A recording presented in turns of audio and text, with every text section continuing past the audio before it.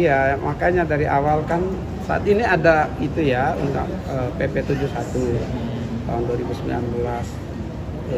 Dalam masa 2 tahun ini atau sebelum terbentuknya aturan turunan dan kelembagaan PDP, maka kita masih menggunakan PP 71 sebagai acuan legislasi teknisnya. Ya, di dalam legislasi teknisnya kan sudah diatur pembagian tugas dan kewenangan terkait penanganan perlindungan data pribadi, baik itu oleh penyelenggara sistem elektronik yang utama dan terutama itu penyelenggara sistem elektronik yang harus memastikan sistemnya itu betul-betul handal, aman dan tahan ya, di dalam melaksanakan perlindungan data pribadi masyarakat ya, penyelenggara sistem elektronik. Nah, yang kedua tentu pendampingan teknisnya oleh Badan Siber dan Sandi Negara, teknis jadi. Yang ketiga adalah penegakan hukum dalam hal ini melalui Bareskrim Polri. Nah, Kominfo sendiri melakukan audit compliance, apakah penyelenggara sistem elektroniknya melaksanakan semua aturan yang diwajibkan untuk mereka lakukan.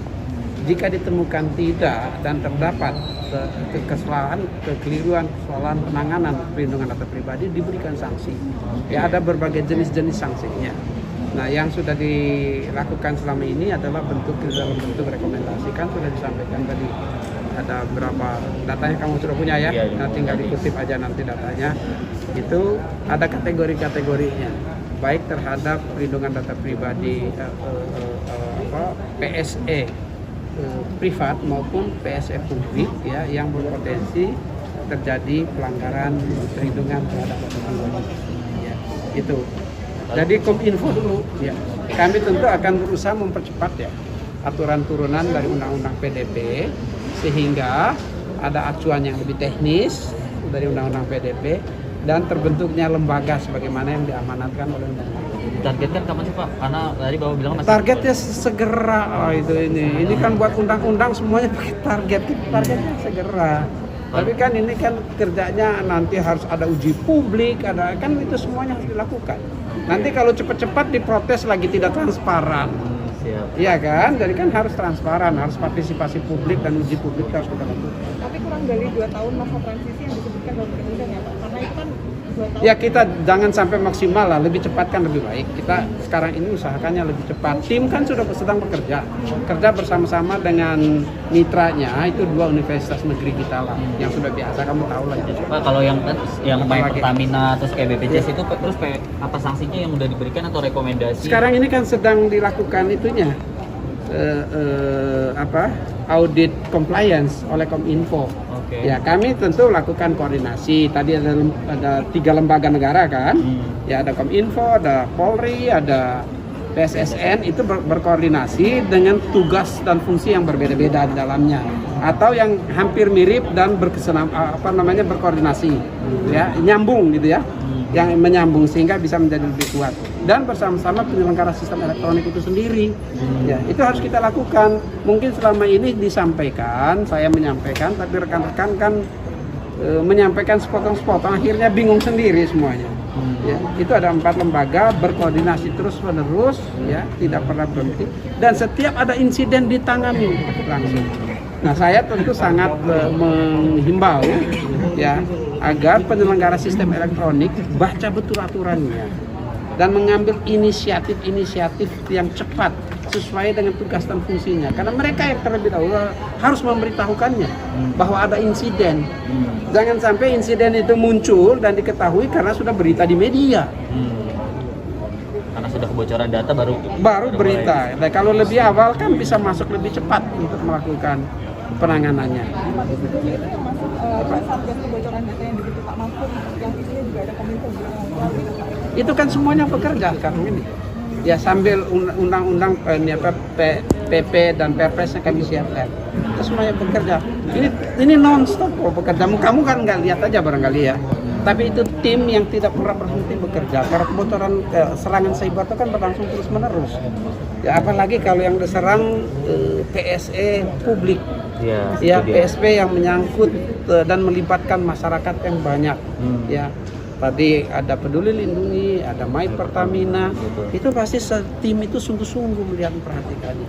Tapi kami juga tentu tidak bisa mengada-adanya, mengasumsikan sudah terjadi kebocoran data. Ya, nggak bisa juga. Sama halnya tidak bisa juga mengasumsikan ada kebocoran data, juga nggak bisa. Harus melakukan audit. Auditnya itu dua, forensik sama compliance. Jadi betul-betul ada tim teknis yang melibatkan. Dan ini kerjasama, ya kuncinya adalah kerjasama dengan penyelenggara sistem elektronik. Dari audit itu udah diketahui pasti bocor atau enggak, Pak?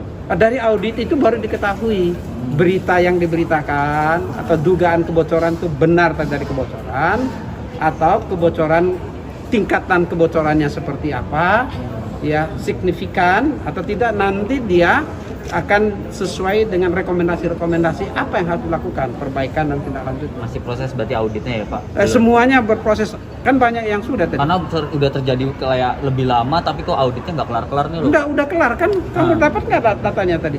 Iya, Saya nggak hafal. Mana ada datanya nggak? Mana dokumen? Pak, terkait notifikasi, Mana itu kan PSE wajib memberikan notifikasi Wajib. ke subjek data yang datanya Harus, terasa. itu dia yang harus Itu kita sejauh apa, kita ingatkan terus supaya kewajiban itu harus mereka lakukan sehingga pemilik data itu tahu. Nah, mana nih? Nah, iya, Pak. Ya, Coba, Pak. nih saya sampaikan data ya. Ya, benar, Pak. Tadi udah disampaikan, kamu nggak Biar catat ini, ya? Pak. Kamu nggak catat nih. Sejak tahun 2019 Oke. sampai dengan saat ini November 2022 ya, Kominfo telah menangani 77 kasus pelanggaran perlindungan data pribadi. Ya. 49 dari penyelenggara sistem elektronik lingkup privat. Ya. Dan 28 PSE lingkup publik. Jadi bukan tidak ya. Sudah dilakukan 77 kasus pelanggaran, 49 oleh penyelenggara sistem elektronik lingkup privat dan 28 PSE lingkup publik. Ya.